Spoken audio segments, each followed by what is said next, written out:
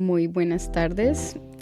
Estamos hoy transmitiendo Vale y yo. Hola Vale, ¿cómo estás? Hola, hola Nati, ¿todo bien y vos? Bien, gracias. Tenemos esta nueva sorpresa para todos nuestros amigos y seguramente nuestro único oyente, no, mentira. No importa, estamos empezando este nuevo blog, o no blog, podcast. Hace rato hemos participado en cultura teológica y queríamos hacer un proyecto en nuestros canales.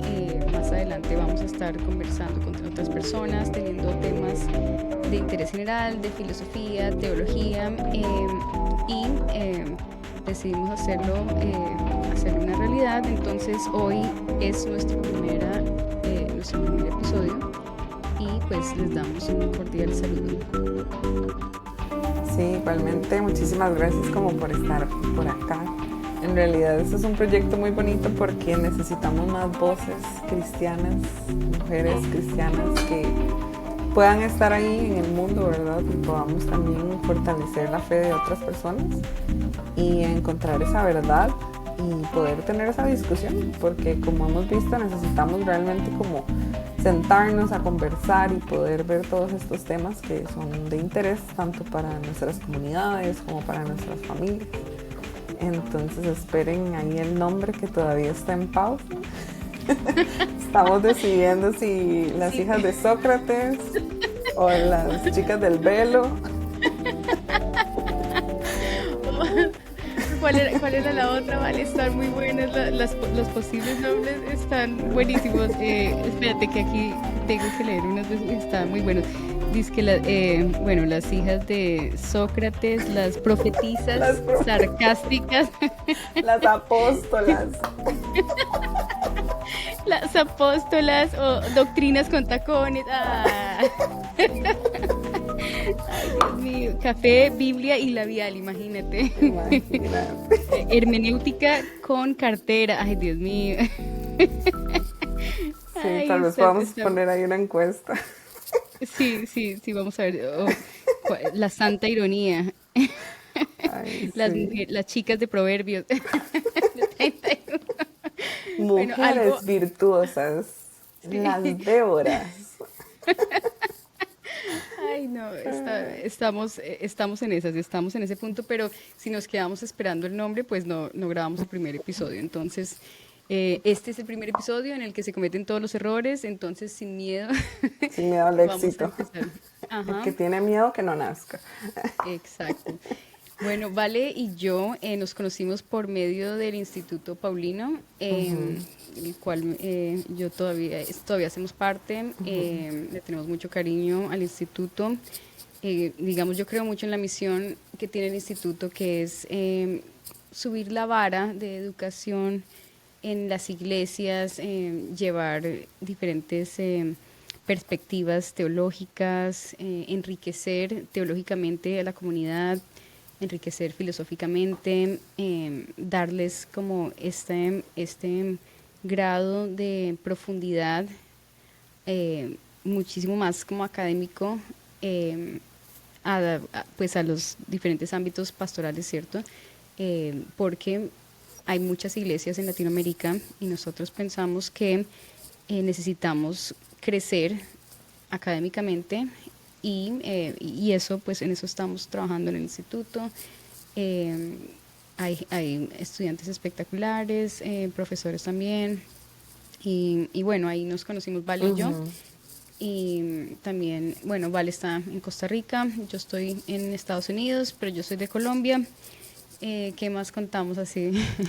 Sí, no, que en realidad ha sido muy bonito porque fue como que hicimos clic desde el inicio, ¿verdad? Entonces como que la amistad se ha mantenido y es muy bonito también poder tener como una persona con la que puedo hablar herejías, no, mentira, con la que, con la que realmente puedo sentarme como a hablar estas cosas y que también tiene como esa misma visión, ¿verdad? Desde un punto de la fe y no solamente como ¿verdad? Como para discusión, sino realmente como para poder enriquecernos.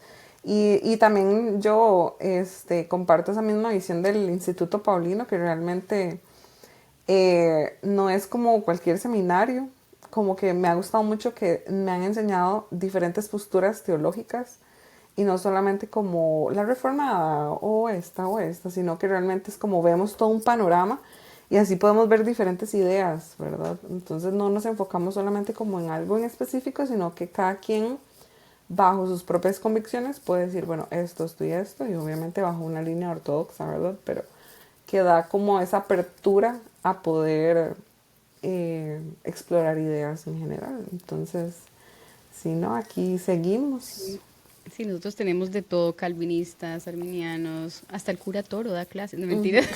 Pero, bueno, ahora el padre Juan va a dar clases, de hecho, este otro semestre, si no me equivoco. Chévere, Entonces, pero sí, súper pero no el cura chévere. Toro. No el cura Toro. Como que me perdí por un Padre segundo yo. Toro. No, el padre Toro no. Bueno, sí, eso es como un poquito de información de nosotras, básico, así como para que nos vayan conociendo. La idea sí es presentar charlas con alguna profundidad, diferentes temas y sobre todo de pronto sí compartir herejías femeninas, no mentira.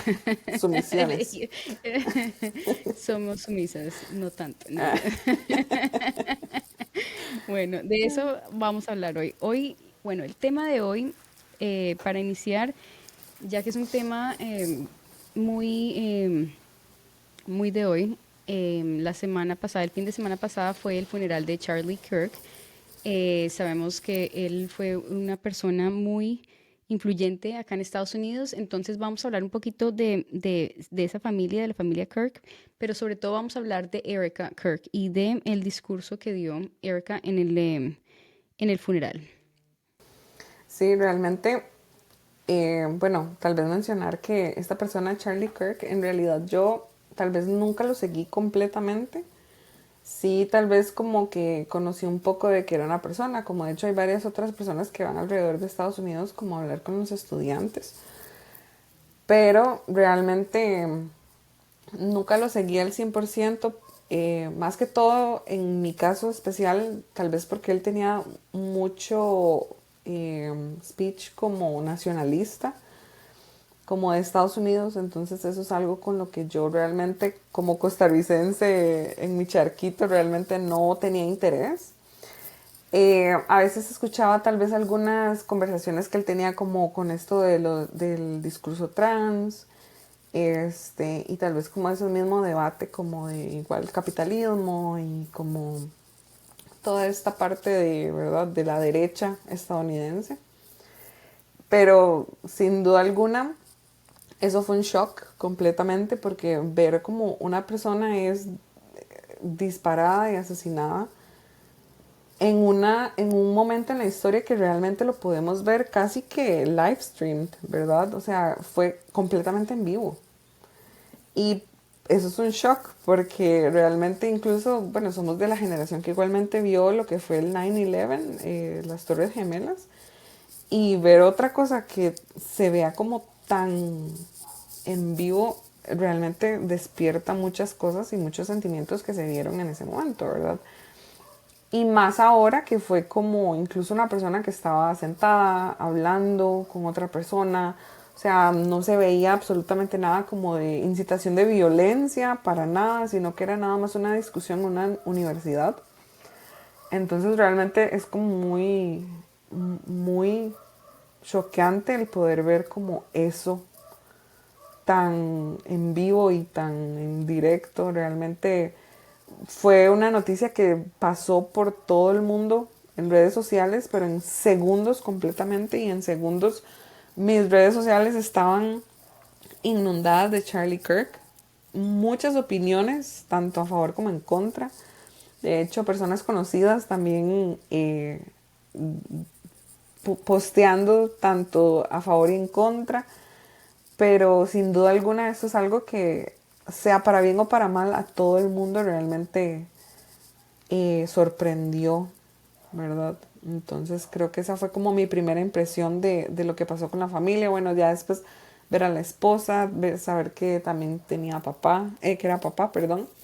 Eh, Realmente es realmente fuerte porque era una persona que tal vez sí tenía algunas ideas extrañas a mi parecer, de que realmente no concuerdo, pero al mismo tiempo esa manera de morir realmente no es algo humano, ¿verdad? Sí, fue muy triste, sobre todo ver, es como un cuento de hadas que se rompe porque la familia de él es muy joven y es muy bonita. Se veían muy felices. Él tenía una esposa muy bonita, muy joven, y dos niños chiquitos, si no estoy mal, 1 año y 3, o sí, 1 año y 3, si no estoy mal. Entonces, y él es un padre de familia muy involucrado, que promueve estos valores de la familia y ver que se los quitan, eh, de esa forma tan violenta es demasiado, demasiado triste, lo cual nos da varios temas para hablar acá porque, bueno, pero primero es, o sea, el impacto en Latinoamérica, que es, primero nos hace ver como esta realidad de lo que está pasando acá políticamente y a nivel de religión, que es interesante, y también nos hace cuestionarnos algunas cosas de la polarización, o sea, como que abre para Panamericana, ¿qué? Perdón, para Latinoamérica, el diálogo sobre la realidad que se está viviendo acá en Estados Unidos, que es cambiante, es diferente. Y eso es interesante porque, lo que pasa es que Charlie, por ejemplo, es muy conocido acá entre los pastores y los líderes. Por ejemplo, yo doy clases en un colegio y, el ministerio del currículo de Worldview, que es como, Worldview es, ay, se me perdió la palabra, como la, religión y filosofía más o menos. em, y, el currículo, tiene muchas personas que van y hablan, que son conocidos, y él era amigo de todos ellos, amigo del pastor de la iglesia grande que yo voy, o sea, era muy conocido, todo el mundo lo conocía. Y era muy conocido entre el medio religioso. Ahora, la cosa interesante acá es que, bueno, hay diferentes tipos de evangélicos acá en Estados Unidos. La cosa es que los conservadores están muy, entretejidos la religión con el nacionalismo y con este sentimiento patriota, con esta nostalgia de la república que fue fundada con principios cristianos. O sea, eso no se puede arrancar, es como ese es el agregado cultural que tiene ese tipo de cristianismo.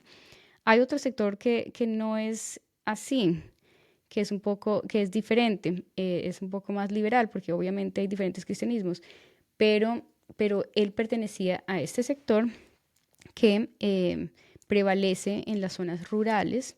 En las ciudades, por ejemplo, grandes, no es muy como dominante esta cultura, es más como en las zonas rurales.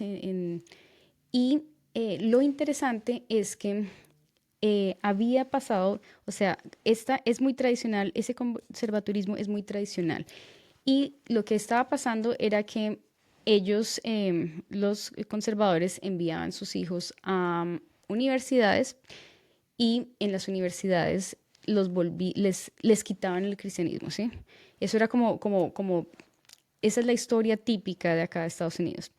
Y entonces, ¿qué pasa? O sea, Charlie se da cuenta de eso, pero muy joven, o sea, tenía como 18 años, 19, cuando empezó a darse cuenta como de este patrón, de este ciclo. Y también muchas personas se vienen dando cuenta de eso, entonces están como un poco escépticas de las universidades. Las universidades incluso que empiezan siendo evangélicas o católicas, ya son totalmente seculares y son anti religión, y eso pasa también en otros países. eh, Están como siendo centros de reclutamiento y adoctrinamiento woke, ¿sí? Vienen siendo humanistas, ¿cierto? El wokeismo es lo más nuevo, ¿sí? Es como la evolución. Y entonces, para como enfrentar eso, él quiere rescatar el evangelicalismo conservador, que es nacionalista, que rescata los valores como de los padres fundadores, del amor a la patria, de la familia, que no estaban siendo populares en las ciudades grandes, que no estaban siendo populares entre, digamos, entre los nuevos feministas como los wokes y los liberales, y entonces se está volviendo popular. Charlie se empieza a volver popular y empieza a crecer como el sector que ya estaba menguando y que ya estaba por desaparecer. Y entonces es muy, acá hay algo parecido como Agustín Laje, ¿cierto? Em, y lo que me he dado cuenta es que es similar, pero Agustín Laje no es cristiano de esa forma. Exacto. Creo que Agustín es un poco, sus ideas como que tienen sentido con las ideas cristianas, creo que es católico, creo que es practicante, pero no es muy involucrado digamos, en mencionar los principios religiosos. En cambio, Charlie Kirk sí, sí, Sí. eso era esa es la diferencia. Él sí es religioso abiertamente, él sí va a llevar a los campus los principios religiosos, él sí va a hablar de Dios en el aborto, o sea, incluso yo, o sea, estas cosas, cuando yo hablo de aborto, digamos, en la facultad de Derecho, lo que sea, en ese ambiente, yo siempre como que lo hacía de forma secular, ¿sí?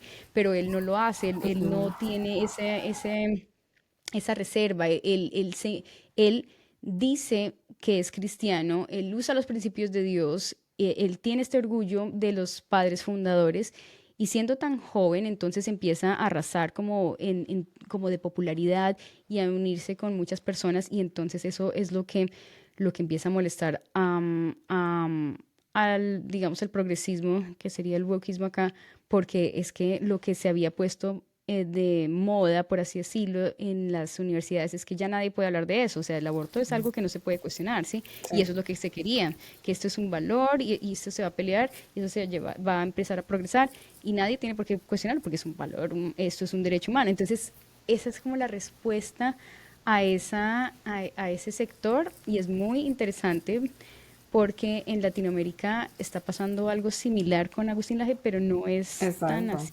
Sí, ¿Cómo no, te parece? es que en realidad cuando yo veo a Agustín Laje realmente no veo a una persona así de primera mano, no veo a una persona religiosa.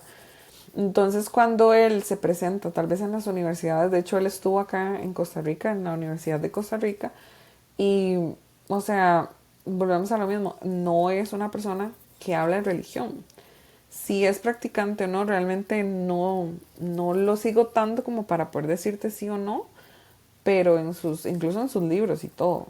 Entonces, creo que acá en Latinoamérica todavía no ha llegado ese fenómeno al 100%, pero supongo que debe de ser una de las consecuencias que se va a comenzar a dar por lo que pasó con Charlie Kirk, ¿verdad? Sí, y es que esa es la idea novedosa y por eso es que yo digo que, porque estaba el debate, ¿no? Si él es un mártir o no, pero es que yo pienso que es imposible no decirle mártir Sí, porque es que él no era tímido al hablar del cristianismo, lo exacto, que nosotros hemos sido siempre.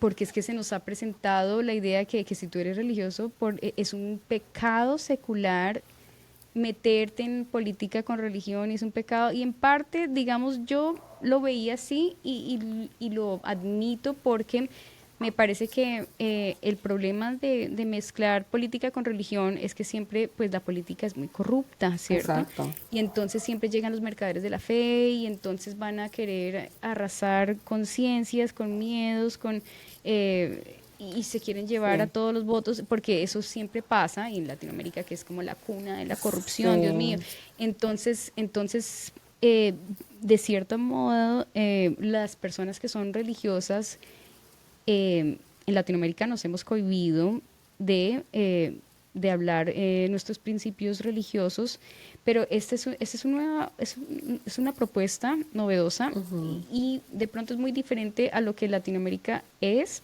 pero nos generan bastantes preguntas y nos hace pensar muchas cosas. Por ejemplo, esta de el valor de la familia. Por ejemplo, Charlie predicaba que el hombre no tiene por qué esperar para casarse, como es la cosa en las ciudades grandes, esa es la idea predominante. Por ejemplo, en mi medio, en las universidades, esa no es una idea para una persona próspera, ¿cierto? O sea, lo Sí, que los no, papás de uno, claro, nuestra generación pasada, no, no.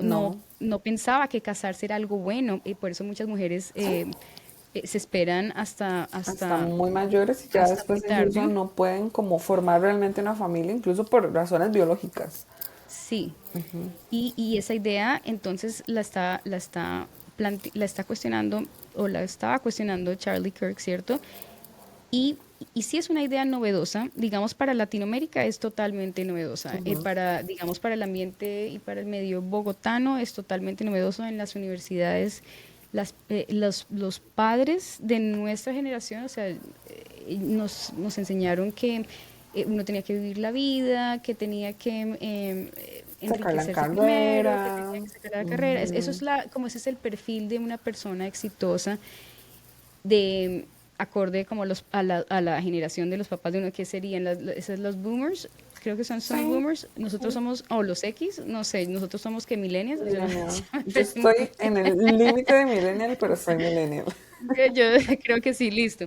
Entonces, a los millennials nos educaron con esa visión de que la familia es como un tipo, de cierta forma, lo último que uno tiene que hacer, como un tipo de fracaso, de cierta forma. Sí, como Y ya lo esta, último para retirarse realmente. ajá, Como que el valor que se le ha dado nunca fue como el primordial. Y ver a Charlie más bien hablando de que primero era la familia, en realidad es súper contracultura. Y es bastante interesante porque si vos ves la ola que viene para Latinoamérica con tantas personas evangélicas dentro de Latinoamérica, va a ser como la ola de, ok, volvamos a estos valores, de que más bien la familia, de que igual la religión.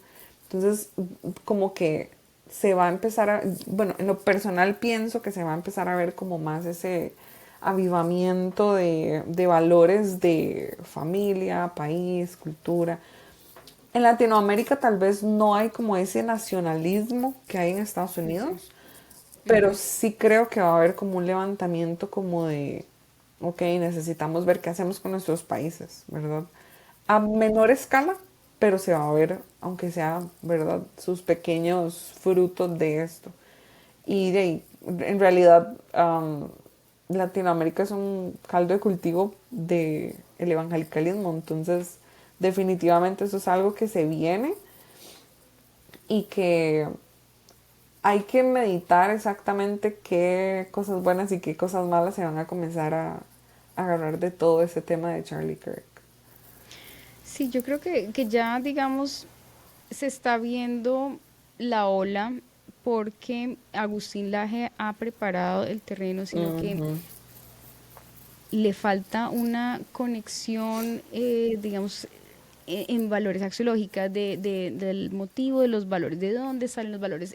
Eso es lo que da el cristianismo, am, digamos, al discurso de Charlie Kirk, ¿cierto? Hay como una conexión muy fuerte nacionalista definitivamente y por eso en Latinoamérica sería totalmente diferente, pero de todas formas se vuelve a plantear el ser humano si en realidad la felicidad es simplemente ejercer una carrera y ser exitoso o disfrutar de la familia.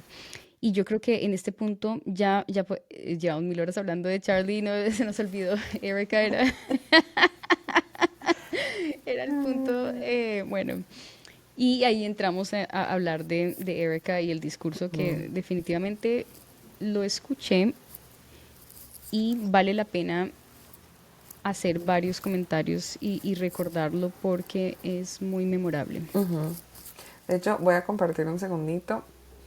Vamos a ver unos pequeños fragmentos como de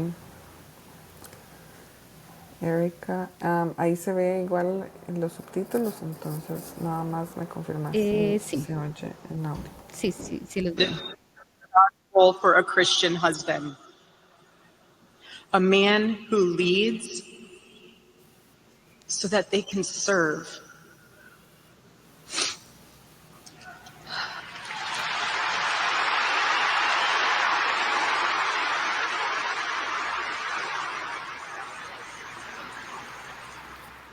To all the men watching around the world, accept Charlie's challenge and embrace true manhood.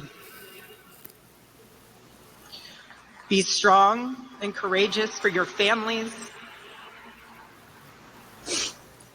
Love your wives and lead them. Love your children and protect them. Be the spiritual head of your home. But please be a leader worth following. Your wife. Creo que tal vez ahí como para agregar nada más, que en esa parte donde ella comienza a hablar mucho como de la familia y que realmente como que está hablando directamente a los hombres de cómo deben de proteger y amar a sus familias, amar a sus hijos, en realidad me parece también muy acertado, ya como pasándolo a un contexto latinoamericano, porque realmente podemos ver las tasas de padres que también han abandonado a sus hijos, ¿verdad?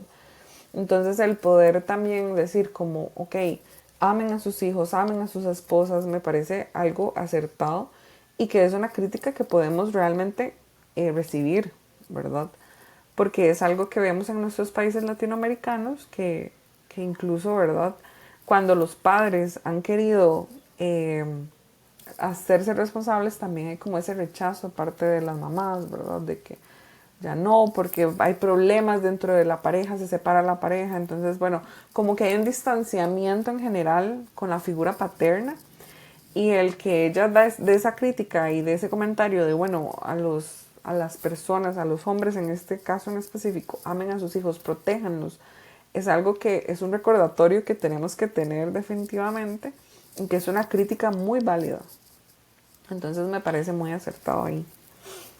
Sí, y fíjate que ella está predicando y está hablando y no está limitada por eso, por los hombres, así como algunas mujeres que predican sumisión, y ella tiene una visión interesante de sumisión también, porque vi en otro podcast que ella tiene, pero ella está hablando. O sea, el punto es que ella está hablando, ¿cierto? Y ella está predicando y ella está diciendo esto porque la problemática y las crisis de las familias pasan porque también es cierto que la libertad exagerada de una parte de la familia o de, digamos, de los hombres que hubo en algún momento ha traído problemas.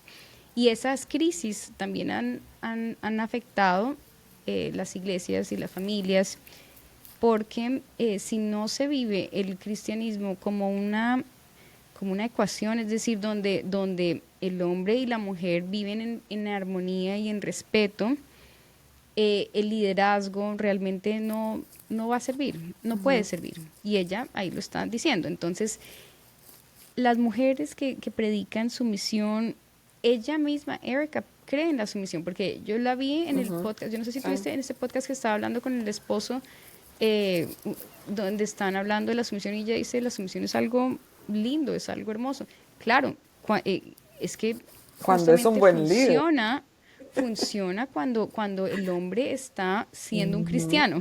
Exacto. Cuando el hombre es un cristiano funciona, pero no funciona como principio que ordena el universo y como principio fundamental del orden con el cual yo me voy a permitir libertades o el otro se va a permitir libertad. O sea, esa ruptura no sirve. Exacto. Y ella lo está diciendo y es verdad. Es verdad, hay muchas crisis que han pasado. Por ejemplo, estuve leyendo sobre la historia de las metodistas acá en Estados Unidos, y ellas eran un poco más liberales, eran feministas, pero feministas de la primera hora, no nada que ver con aborteras ni nada de esas cosas. Resulta que una de las luchas y una de las batallas que ellas libraron fue contra el consumo del alcohol. ¿Y por qué esta batalla? Porque yo siempre he sido de la idea liberal que el consumo es menos problema, ¿sí? O sea, que el consumo libre es menos problema. Pero después leer sobre esta batalla, estas mujeres que lucharon porque el alcohol se prohibiera. ¿Y por qué? Pues porque los hombres eran las cabezas de hogar, que tenían todo, y cuando los hombres se ponían a tomar, mejor dicho, se acababa el hogar y se acababa todo. Sí. Y muchas mujeres sufrían porque ellas no trabajaban, no podían, y entonces se veían sometidas a todo tipo de violencia, escalaba y pobreza porque el esposo se ponía a tomar. Entonces ellas hicieron cruzadas contra el alcohol. Y entonces nuevamente es que esta ruptura se da porque se rompe el orden, se rompe la ecuación, se rompe lo perfecto, la armonía, y justamente ella por eso está hablando de eso, porque hay razones. Sí, Entonces no se puede tener una sumisión bruta, ¿cierto? exacto, y es que traigámoslo al presente, o sea, eso todavía sigue, o sea, eso continúa. E incluso, digamos, tal vez podemos ponernos a pensar como, bueno, tal vez en ese tiempo, tal vez las mujeres, bueno, esto habría que double check ahí como la data, pero las mujeres tal vez tienden a tener un menor consumo de alcohol que en los hombres. Y el también ver como más bien ahora es como de los dos, ¿verdad? Como que todos nos volvemos locos y entonces ingerimos alcohol. O sea, realmente hay hogares destruidos. Entonces el que ella recuerde como, ok, no es ser sumisa por ser sumisa, es como que el líder que esté ahí, como la cabeza, que ella dice que de hecho es algo bíblico, la cabeza del hogar, sea alguien que sea realmente digno de seguir, digno de servir a la familia, no a lo, como decís vos, a lo ciego, nada más llegar y decir como, bueno, es que todos tenemos que ser sumisas y el hombre decide y todo hasta callar, porque no es así. Eso es algo que realmente Jesús no desearía para una vida cristiana. Entonces ese recordatorio me parece muy, muy acertado. Y aquí es donde también ella ya comienza a hablar como a las mujeres. Entonces voy a darle play.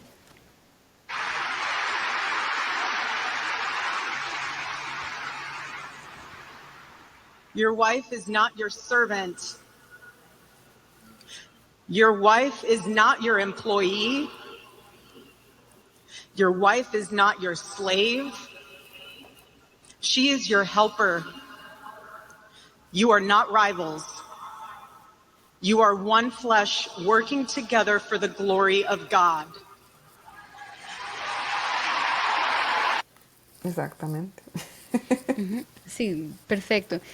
Lo dice perfecto, porque en el feminismo, por supuesto que trata de enfocar como la problemática justo que viene de el poder desproporcionado que tuvo el hombre en una época, y las mujeres tenían particulares como retos, particulares problemas. Entonces ha generado nuevas ideas que ahora son como sentido común, ¿cierto? Como que la mujer tiene que rivalizar con el hombre, y de hecho eso hace que la familia sea imposible, o sea, Exacto. por eso, sí, porque no, No o hay sea, armonía. si el hombre no tiene espacio para equivocarse realmente, porque tiene que ser el esposo perfecto, pero ella sí puede tener como todos los vicios, y la libertad o sea, lo que en realidad el feminismo quiere es ponerse en el lugar anterior del hombre, es decir, que la mujer sea la privilegiada, aunque en teoría no es así, o sea, se supone que no es así, porque se supone que técnicamente la igualdad, pero todo No. en la práctica indica que el resentimiento del feminismo es una realidad, y esa rivalidad en el hogar no permite una armonía, o sea, es imposible, es indeseable, o sea, es algo que le da a la familia como de pronto existe porque de pronto la mujer algún día le provoca agotar esa etapa dentro de todas sus fantasías, ¿cierto? Agotar la etapa de tener esposo, pero en realidad no es algo que necesariamente tenga que ser para siempre, y siempre voy a estar luchando, entonces eso no es algo que esté como destinado a funcionar, porque no hay armonía, entonces ahí eh, esa rivalidad es verdad, y eso tenemos que recordarlo también. Y de hecho, tal vez como te puedo comentar desde mi propia experiencia, porque, bueno, voy a confesar abiertamente que yo fui feminista en algún momento. Y en realidad eso es parte de lo que se enseña, ¿verdad? De que no es solamente, bueno, en papel, el papel aguanta lo que le pongamos, en realidad en papel sí es como esa igualdad y esto, pero realmente el sentimiento que se transmite cuando se enseña todas estas cosas es eso mismo, de que la mujer va a ser sobre el hombre. Entonces más bien el hombre, ok, el hombre va a ser proveedor, pero para mis caprichos.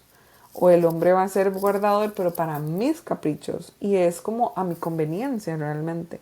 No es como porque los dos estemos trabajando juntos para tener un objetivo, sino que es como en qué me puede beneficiar esta persona a mí, ¿verdad? Entonces, el poder ver también de que ella dice, como ustedes dos son uno delante de Dios, eso es algo que también la gente necesita recordar, porque es parte del discurso secular que se ha vuelto a dar, ¿verdad? De que, bueno, no, el matrimonio solo es matrimonio, es un pedazo de papel, no hay nada sagrado detrás de eso. Entonces, como que ella está volviendo a elevar el valor de lo que realmente es un matrimonio, ¿verdad? El poder decir como, bueno, hombre, su esposa no es su esclava, su esposa no es su empleada, pero mujer, tampoco usted se quiera llegar a aprovechar de que él tal vez sea proveedor, de que él sea tal vez protector, sino que busquen un punto medio donde los dos delante de Dios con el mismo valor puedan buscar virtudes, ¿verdad? Tanto para la familia como fuera de la familia, tanto para la sociedad, los países en general. Entonces eso es algo que realmente me gusta mucho de ese discurso de que se vuelve como a sacralizar el matrimonio. No es nada más como, bueno, sí, vivimos juntos, somos roommates, sino que realmente lo sacraliza y lo vuelve a sacralizar. Sí, porque mira que es interesante que esta pareja ha hecho algo muy bonito que es presentar el matrimonio como algo deseable, ¿cierto? Ujú. Algo bonito que se puede vivir así con esa intención de hacerlo bonito, de vivirlo bonito. Ella cuenta y ahí contó que el esposo le mandaba una carta todos los sábados donde le preguntaba Ah, cómo sí. puedo mejorar como esposo, qué puedo cambiar, cómo te puedo servir, porque el esposo estaba interesado en ella y ese es el principio cristiano de interesarse en el otro, de ver al otro y es que en realidad de eso se trata, pero es que por esa idea de a veces de las iglesias de imponer que la mujer esté sumisa, todo eso hace perder como el otro y hace ponerle el rol por encima del amor y por encima de todo. Y entonces el hombre también se vuelve un tirano, o sea, a veces se proyecta la tiranía masculina en las iglesias porque no se piensa en el otro. Digamos, en esta época donde las mujeres tienen que trabajar, es una tiranía que las mujeres estén cocinando y haciendo todo exclusivamente si ellas trabajan también. O sea, Exacto. entiendo, y Charlie decía mucho que evidentemente el rol de ama de casa es otra de las cosas que nadie desea, ¿cierto?, en esta generación, pero es algo bueno. Sin embargo, muchas veces no se puede tener. Es como, de cierto modo, imposible. Pero entonces, si es imposible, porque los hombres a veces no ven que la mujer está quemada y le imponen cierta, lo mismo que las mujeres también a veces que el hombre pague todo y toda la plata, o sea, ese tipo de cosas se solucionan cuando uno ve al otro con amor, con misericordia, con empatía, con cierto, y ve que el otro también, no sé, ayudémonos, o sea, Ujú. pensemos en el otro, Claro. veamos la necesidad o escuchemos, a veces no sabemos, a veces tenemos una inercia de costumbres, de tradiciones, de ideas, de deseos y no hemos pensado en el otro, pero es que eso lo soluciona el diálogo.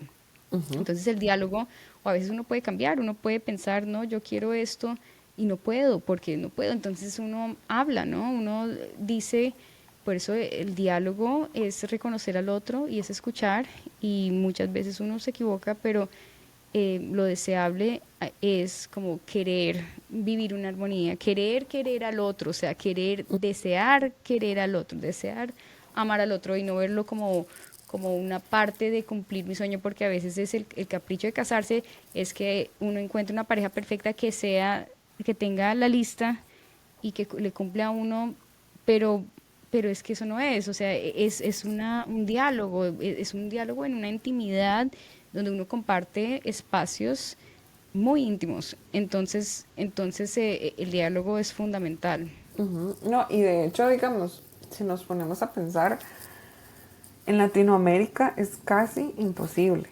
realmente es casi imposible que una mujer sea solamente ama de casa.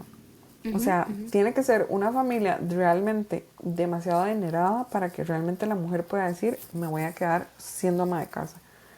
Sí, es un lujo. Y es un lujo completamente. Entonces traer eso y decir como, ay no, la mujer tiene que ser ama de casa y solamente, yo me pongo a pensar como, no es la realidad para nadie. O sea, tal vez me equivoqué, no para nadie, para demasiadas pocas personas dentro de las sociedades en los países de Latinoamérica. Entonces ahí es donde realmente hay que decir como, bueno, si somos un matrimonio y la mujer tiene que ir a trabajar, el esposo tiene que trabajar, tal vez tenemos hijos, bueno, me parece muy injusto que tal vez tras de que la mujer también trabaja, tenga que ser ama de casa. Entonces ahí es donde, como decís vos, hay que comunicar, hay que decir, mira, si yo fuera ama de casa, de verdad, o sea, podría estar tranquila porque ese sería mi trabajo, entre comillas, de poder suplir para la casa, entonces yo lo cumpliría con la mejor excelencia que yo pueda. Pero si no es el caso, nosotros como pareja, los dos tenemos que aportar. ¿Por qué? Porque cuando se le da el poder tanto al hombre como a la mujer, en cualquiera de los dos espacios somos seres humanos. Entonces la otra persona siempre va a tender a querer apoderarse o hacerse mayor que la otra persona. Entonces va a decir, bueno, entonces quiero más tiempo libre, quiero más esto, bueno, usted encárguese más de esto. Entonces no va a haber una igualdad en el servicio. ¿Por qué? Porque entonces uno de los dos va a tener una recarga, tanto física como emocional, como incluso espiritual. Sí, Entonces es algo que realmente se tiene que hablar y decir, bueno, ¿cómo podemos llegar a cumplir lo que tenemos que cumplir? Porque hay responsabilidades en el hogar, la casa no se limpia sola y los dos trabajamos o los dos tenemos los hijos, entonces bueno, realmente hay que sentarse a decir cómo podemos juntos trabajar por este objetivo. No tiene que ser que exactamente los dos hagan exactamente lo mismo, que los dos limpien y que los dos barran y que los dos laven los trastes, sino que las tareas del hogar se puedan dividir para que las dos personas puedan servirse el uno al otro, como dice Cristo Jesús. Más grande es total. el que sirve, ¿verdad? Entonces ahí es Sí, donde el servicio no es solamente el hombre siendo servido, sino es el hombre sirviendo a la mujer y la mujer sirviendo al hombre. sí, es que esa es otra cosa, o sea, nosotros solemos tenerle miedo al servicio porque, digamos, de cierta forma es la lucha social de todo el mundo, es la realidad que uno está luchando por escapar de esa instancia social o esa remota lugar donde uno es el que sirve. Entonces todo el mundo, la lucha social es por escapar del servicio, o sea, ese es el sentido común, ¿no? Pero para el cristiano, el servicio, como ella dice en el otro podcast, en este no dijo, el servicio es algo lindo, o sea, porque Jesús vino a servir, ¿sí? Y entonces el servicio no nos hace menos a los cristianos, ni nos quita, sino que nos acerca a Jesús, lo cual es bonito. Y el problema es, por eso, otra vez, el problema es cuando hay una ruptura de maltrato, todas esas cosas, y venimos de una clase de Nietzsche donde estábamos diciendo, él odiaba justamente esta manera Sí, sí, y sí. nos hizo cuestionar muchas otras cosas porque, justamente, porque cuando uno empieza a pensar de esta forma, entonces, claro, entonces parece vulnerable. Y de todas maneras hay esa tendencia porque la mujer se hizo muy vulnerable al depender del hombre, y esa es una realidad, y entonces está totalmente esperando que el hombre sea justo, porque si no quiere, no lo es, y ya. Entonces ese es el problema de social que hemos visto con la sumisión y todas esas cosas, pero sí, como para practicarlo y para aplicarlo, digamos, en una familia, eh, no es algo malo, ¿cierto? Es algo bueno. Exactamente. Voy a darle play acá.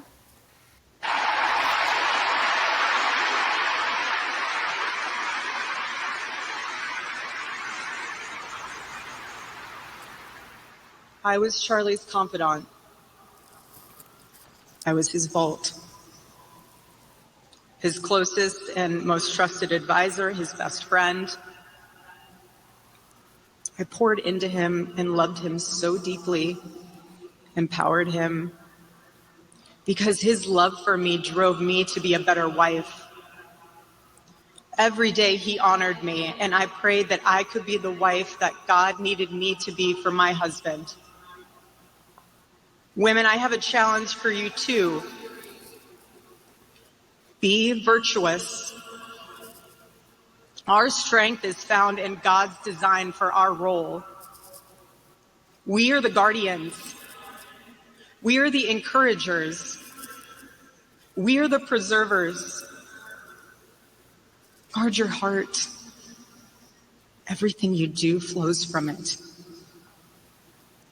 And if you're a mother, please recognize that is the single most important ministry you have.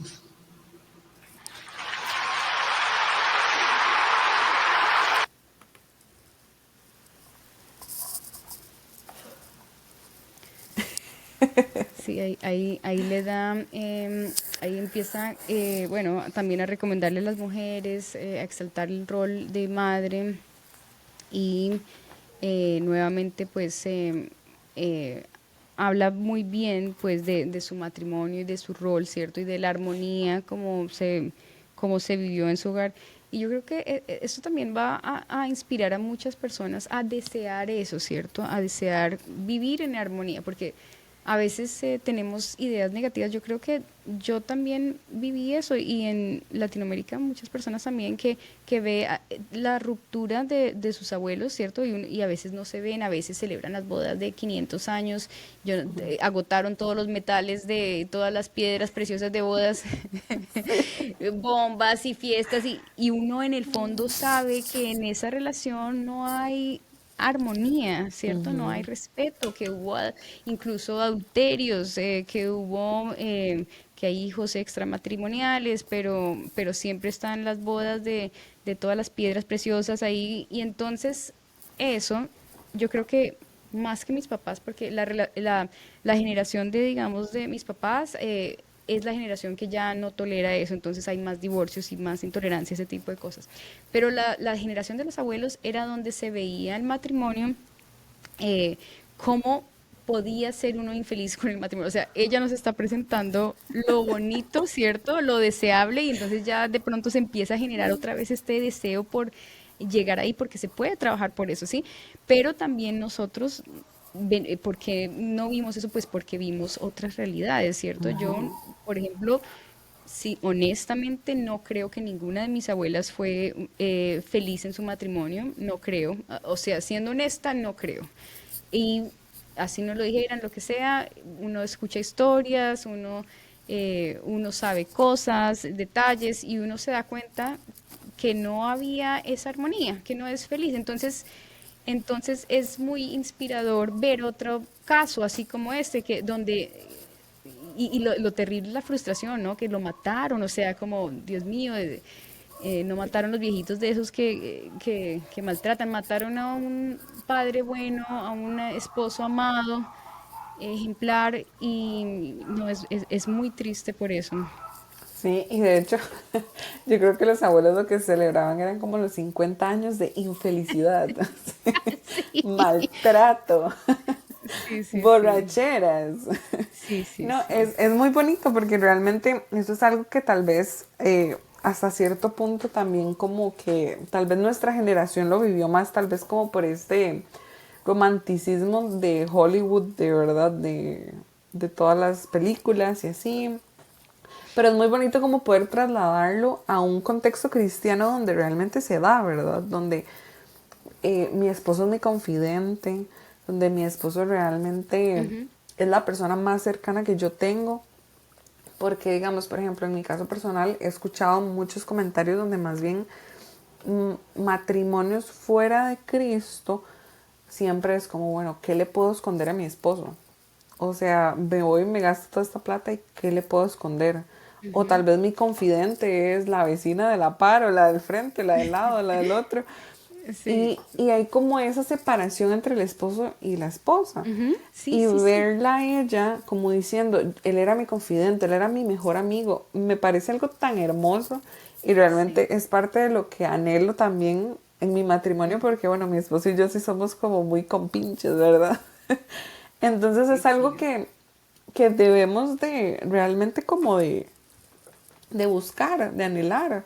Decir, bueno, mi esposo es mi mejor amigo, le puedo contar absolutamente todo, cómo me siento, cómo no me siento, qué quiero, qué no quiero. Y eso también va también mucho al lado de la comunicación, ¿verdad? Poder realmente serle honesta a la persona y decirle, mira, estoy pasando por esto y esto. Entonces eso realmente lo rescato demasiado.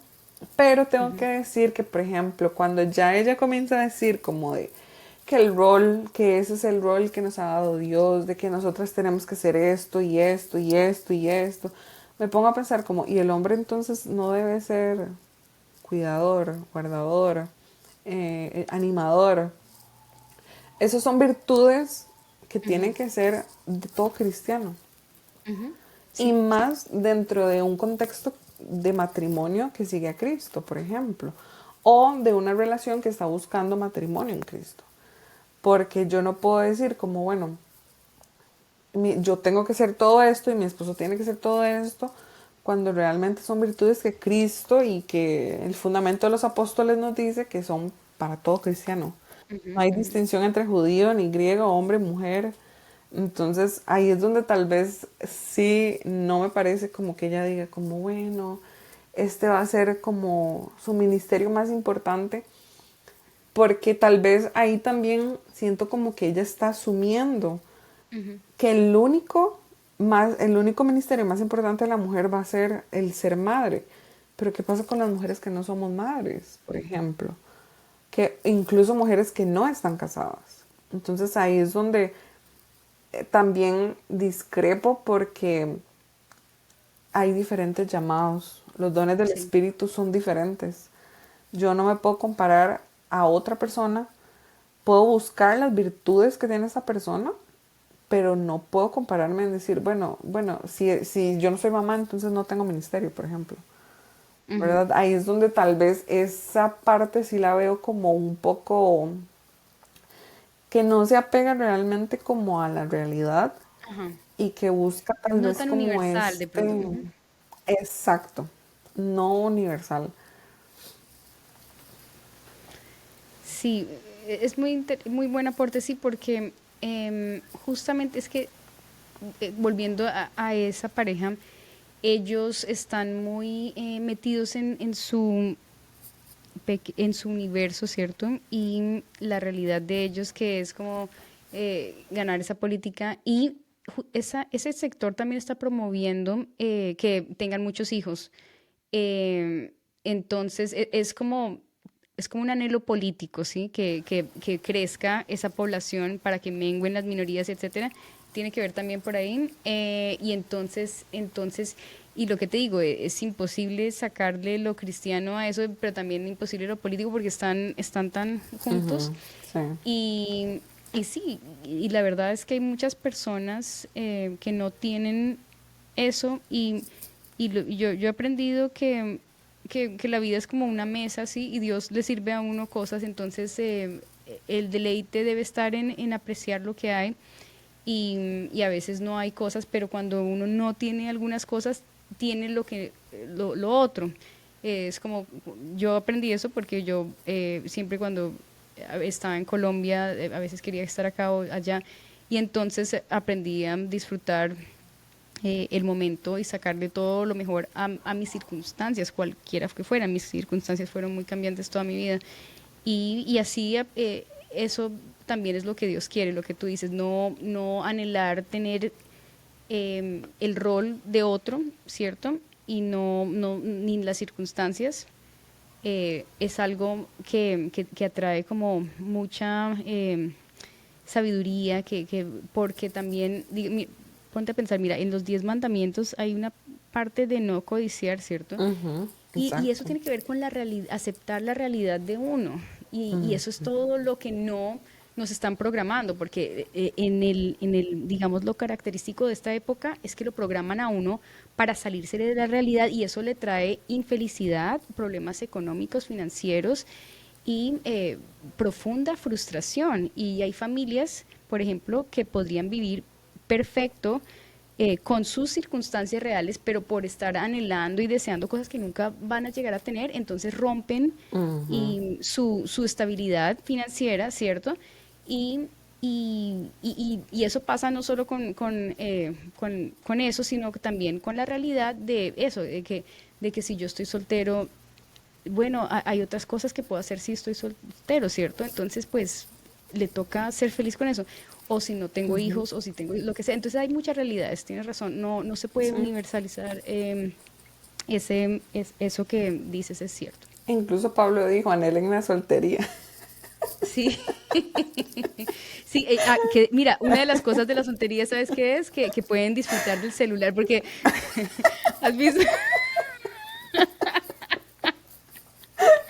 ¿has visto de los problemas de pareja por tener es muy chistoso, pero escuché una prédica de una pastora que estaba diciendo que ella para las tentaciones lo que tenía que hacer era le daba control parental al esposo.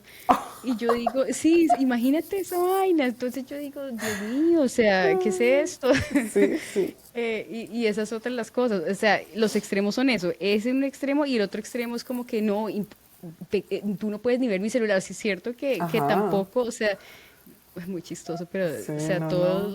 todos los casos extremos son.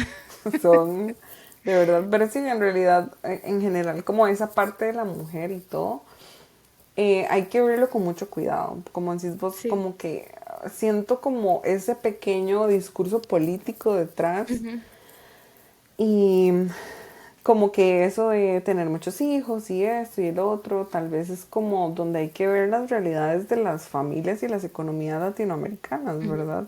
De que yo no puedo decir como, uy, sí, es que tal vez todo en Estados Unidos, que son familias de 8 hijos, uy, voy a ujú, hacer exactamente lo mismo. O sea, ujú. si la familia puede realmente hacerlo y es su deseo, bueno, eso ya es algo de discusión dentro de su matrimonio, pero no lo universalicemos y decir como todas las familias cristianas tienen que tener tantos hijos, porque Ajá, no, ¿verdad? Eso es sí, algo que se debe sí, también. conversar y que si una Ajá, pareja por A o por B, bueno, no tienen hijos, eso es también parte de aceptación en ajá, su matrimonio. sí. Porque si es un matrimonio en Cristo, bueno, ellos bajo la cobertura de Dios están tomando esa decisión. Ah, como tal vez otro no, pero ahí es donde hay que ver, reitero, los dones del Espíritu, ¿verdad? Ajá. Cómo el Espíritu Santo está trabajando en ciertas personas, en ciertos casos, porque no se puede hacer universal de las influencias de otra persona. Entonces hay como Ajá, que razonar y decir, bueno, ¿esto lo puedo traer a mi contexto? ¿No lo puedo traer? Ok, sí, sí, no, ok. ujú, Siempre en matrimonio, ¿verdad? Pero sí. sí. Y bueno, la otra parte que teníamos preparada era la parte de donde... Disfrute el celular ahora que no imaginen que quién sabe qué contenido. No, no, no es contenido malo, sino que uno siempre está ahí pegado y el esposo siempre quiere Y ver. uno está así, Sí, sí, sí, y lo ignora, entonces pues, los solteros pueden estar ahí. están así. Qué risa. Vamos a ver qué dice nuestra amiguis Erika. He wanted to save young men, just like the one who took his life.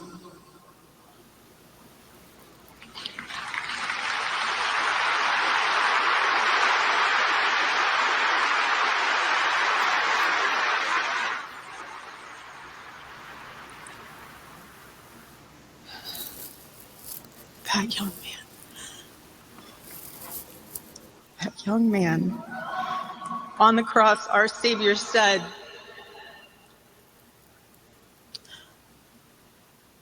"Father, forgive them, for they not know what they do." That man, that young man, I forgive him.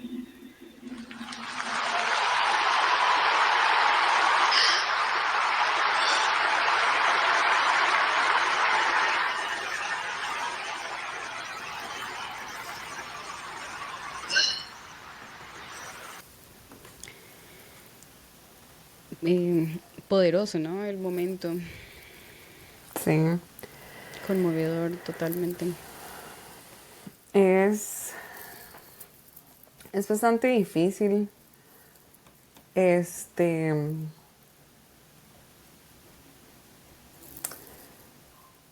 Algo que tal vez puede ser un poco controversial, pero que tal vez es muy importante es que, Dilo. bueno, primero que todo que él dice como él quería salvar a diferentes personas y todo, me parece una causa muy noble en general y bueno, como hemos hablado, en general él llegaba y hablaba abiertamente de su fe y abiertamente compartía el evangelio.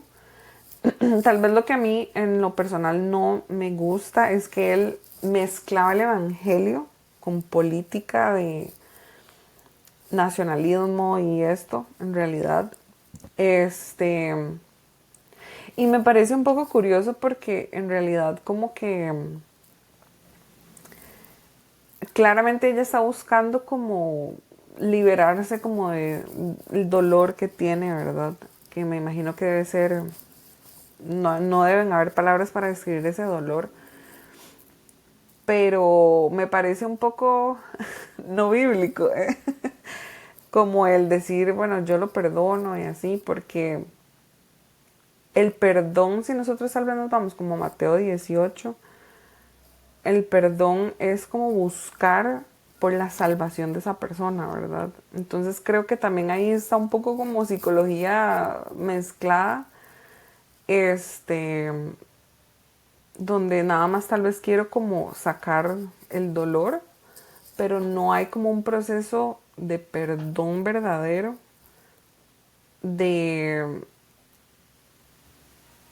tal vez, bueno, es que claramente lo estamos hablando desde un speech, ¿verdad? Que ella dio. Pero bueno, el perdón lleva un proceso más profundo que nada más decir, ¿verdad? De frente, como, bueno, yo lo perdono. Porque tal vez eso puede ser parte de de un comienzo para llegar al perdón, pero realmente no es como que yo nada más llego y me levanto y digo, lo perdono. Porque así no es, ¿verdad? Para el perdón debe haber arrepentimiento, ¿verdad? Y ahí es donde tal vez hay que decirlo, hay que buscar la manera de perdón que tal vez el Señor Jesús nos enseña. Y no solamente decir como, bueno, lo perdono.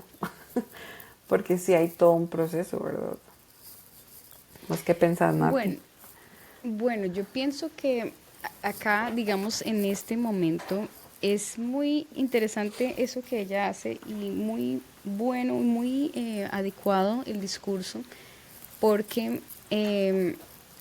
la situación política acá está pesada en el sentido de que hay mucha polaridad, o sea, se nos olvidó decir que tan macabro fue este asesinato, tan espantoso que fue, y a pesar de eso muchas personas, o sea, se alegraron y lo celebraron y hubo mucho odio revelado, se le salió del corazón mucho odio, y lo cual es una atrocidad pensarlo, ¿no?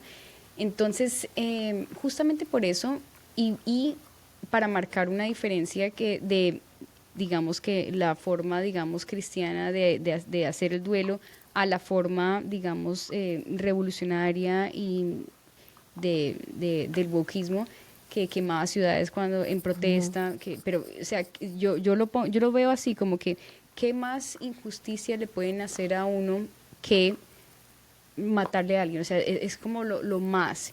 Y ponerle fin a eso, siendo una figura influyente y marcando eso, es un sello de paz, ¿sí? Un reflejo del Espíritu Santo y de la paz y de una voluntad de paz y de hacer las cosas bien hechas que habla muy bien de su cristianismo. Yo entiendo que sí, que hay diferentes formas de perdón y digamos que me parece muy admirable el discurso justamente por este es como el hito, ¿cierto? Y la controversia del perdón de ella. Y justamente me parece muy admirable y digamos que lo debo admitir porque es que es muy chistoso, pero el otro día estuve hablando en redes y hice una crítica, pero me parece una crítica con argumentos decentes, como debe ser, y una de las críticas que recibí es que cuando uno critica es porque uno se cree mejor y bueno, eso no es el caso, o sea, uno critica porque uno tiene un argumento, o sea, bueno, eso fue una ad hominem, pero bueno. Pero en este caso, justamente me gusta exaltarla por todo lo contrario, porque yo no soy así como ella y me parece que digamos que le sobra voluntad de reconciliación, le sobra eso que a mí me falta de pronto y me parece que eso también es bueno para inspirar a las personas. Yo creo que el perdón no es pragmático en los evangelios, es más bien algo poderoso. Pienso que en sistema práctico, en la vida práctica, por ejemplo, una familia que sufre de violencia y de eso, no puede perdonar, porque es que las personas están enfermas psicológicamente y perdón significa como perpetuar como daños y eso. Entonces, en ese sentido, entiendo que debe haber como un tipo de entendimiento del perdón y responsabilidad. Pero en este momento me parece muy adecuado, me parece muy ejemplar. Y también pienso que hay bastante libertad y también un llamado a ese tipo de perdón sin poder pedir a cambio. Entonces, digamos, voy a pensar así como rápidamente las partes donde Jesús perdonó. Por ejemplo, una de las partes es cuando en la parábola, eso es una parábola, donde le perdona, hay una persona que le pide a un Señor poderoso que le perdone y él lo perdona, pero después lo pilla que le está cobrando bien feo a otro que hace, y entonces lo reprende. Entonces, bueno, ahí podemos ver que realmente el perdón es algo que realmente debemos hacer porque Jesús nos perdonó. Entonces, Jesús nos perdonó a nosotros todo, así cuando nos presenta el Evangelio, y eso es de pronto la lógica que no entienden los católicos, cuando nos presentan el Evangelio, nos está presentando un perdón que nosotros no merecemos, no hemos pedido nada, y así como eso nos es posible, nosotros también podemos y debemos extender gracia sin pedir nada a todos, porque Jesús lo hizo por nosotros. Entonces tenemos esa responsabilidad de extender gracia a todos los demás siendo luz, y es que el perdón es muy poderoso. El perdón tiene consecuencias muy grandes para la persona que lo recibe, una dignidad increíble, y eso es como predicar Jesús, ¿sí me entiendes? Entonces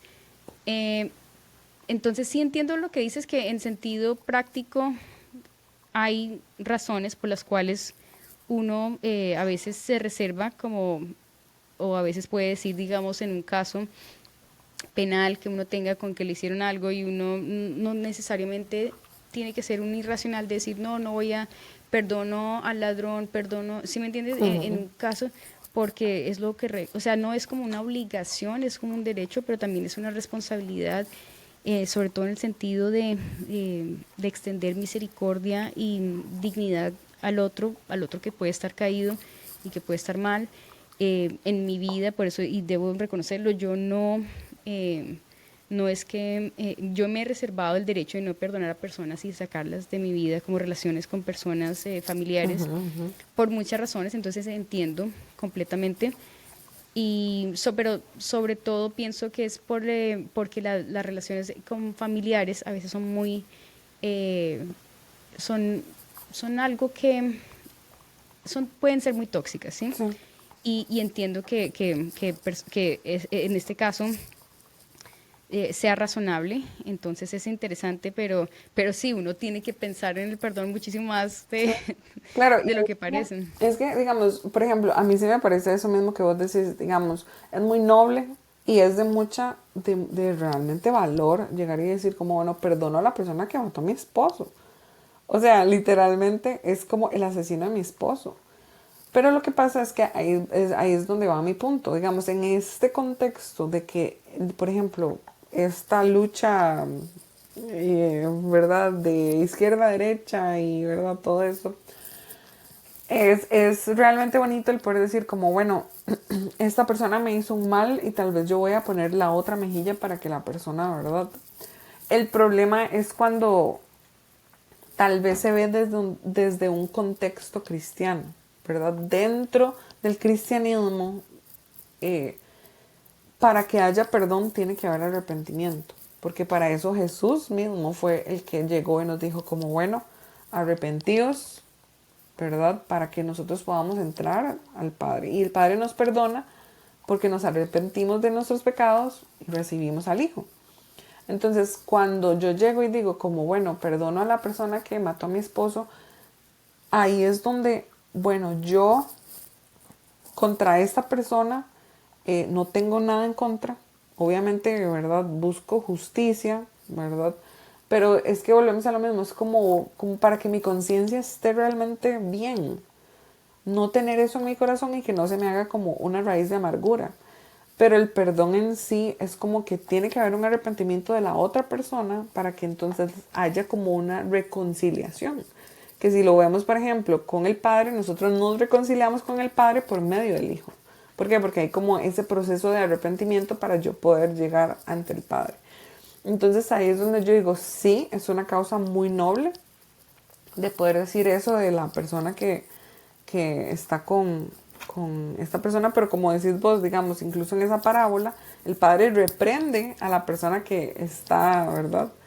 Y digamos, el perdón no es como automático, sino es como, bueno, esta persona se arrepiente de lo que está pasando, entonces el padre lo, lo vuelve a coger, que es como el hijo pródigo, ¿verdad? Él se fue y después volvió, pero volvió arrepentido. Entonces ahí es donde tal vez yo diría que habría que hacer como tal vez un poquito, tal vez me puedo dar la tarea de hacer un poquito más de estudio como de esa parte, pero sí considero que nada más llegar y decir como, bueno, te perdono y ya todo sigue igual, no es como lo más bíblico. Ah. Porque Yo sí, estoy... sí me hace falta como eso de que, bueno, yo puedo orar porque la otra persona llegue al arrepentimiento y delante de Dios la otra persona, en este caso el asesino, ¿verdad?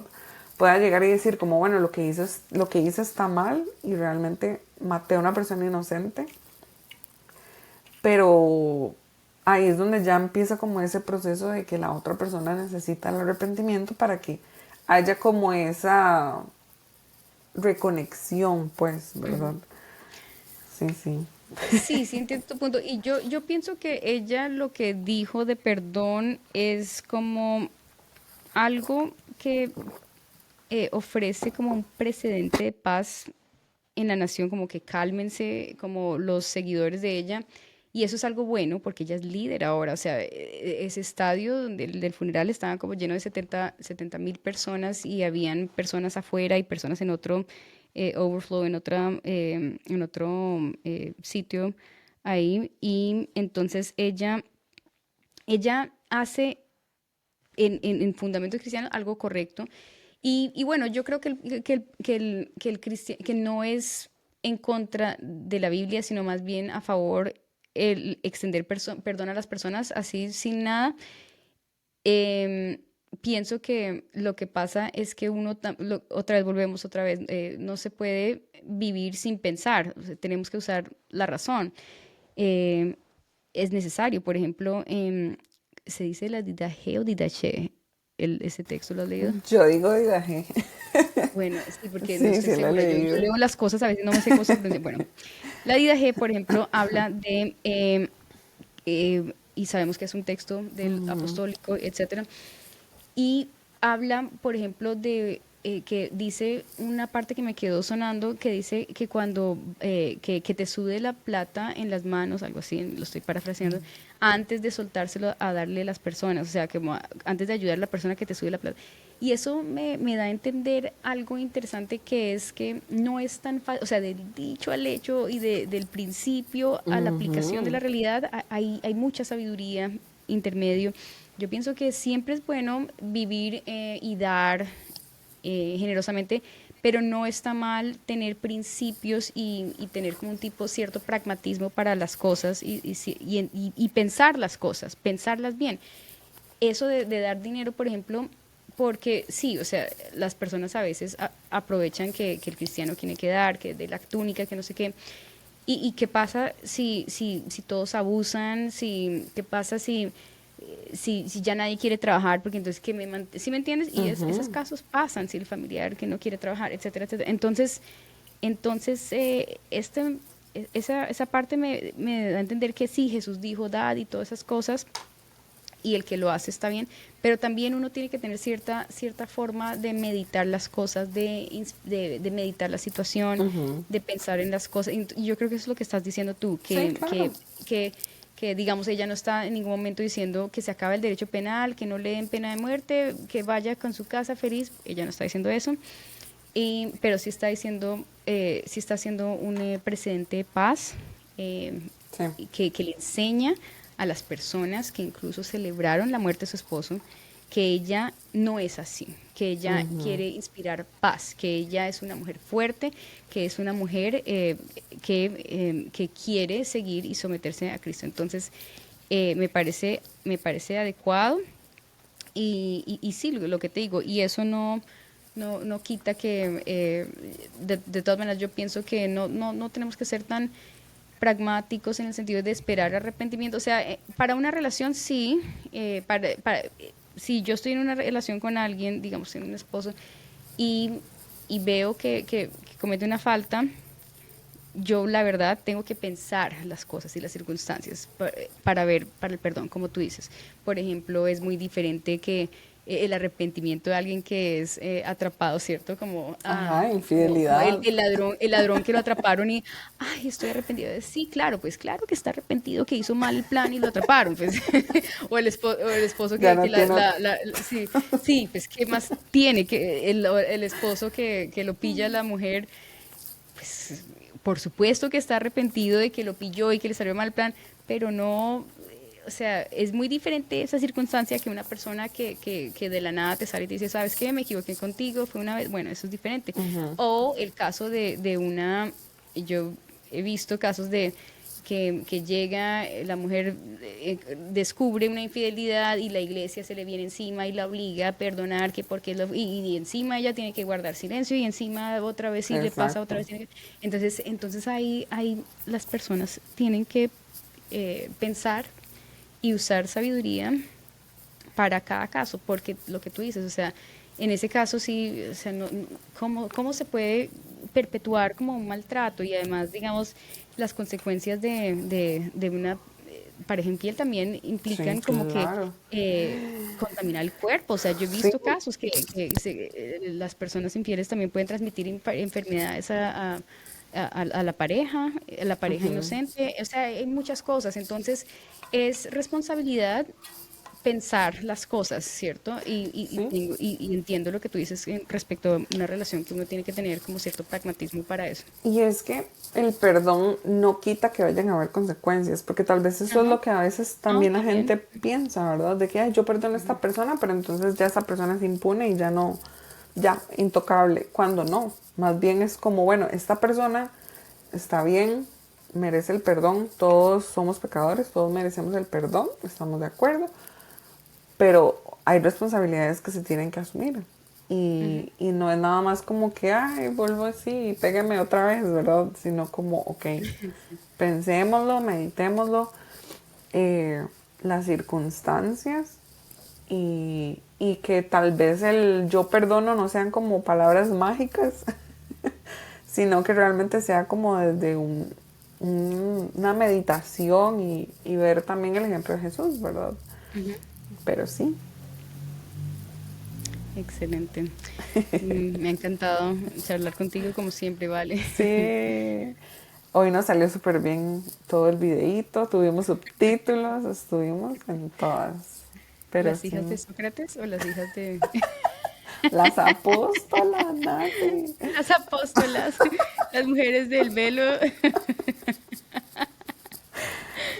Está muy ¿Cómo bueno. decía otro? Las ni sumisas ni rebeldes o algo así. Muy bueno, tenemos que Ay, solucionar eso. Mira sí, que y ChatGPT no nos está ayudando mucho, la verdad.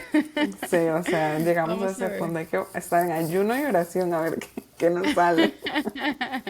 Tenemos que ser inspiradas. Sí, Mujeres paulinas de pronto van a hacer feliz al pastor. Mentira. ay, las Paulinas. Las Paulinas, ay, sí, algo se nos va a ocurrir para el próximo episodio porque se vienen más. Sí, Hay muchísimas cosas de las que hablar y lo que queremos también es generar, eh, digamos, preguntas, ¿cierto? Para interiorizar, para absorber. La fe no es algo que no se deba pensar, al contrario, la fe es algo que se tiene que pensar todos los días, por eso dice la palabra de Dios, meditar día y noche, es que día y noche no es suficiente para estar sumergido en el pensamiento, ¿cierto? Y en las circunstancias, en la realidad de esas cosas.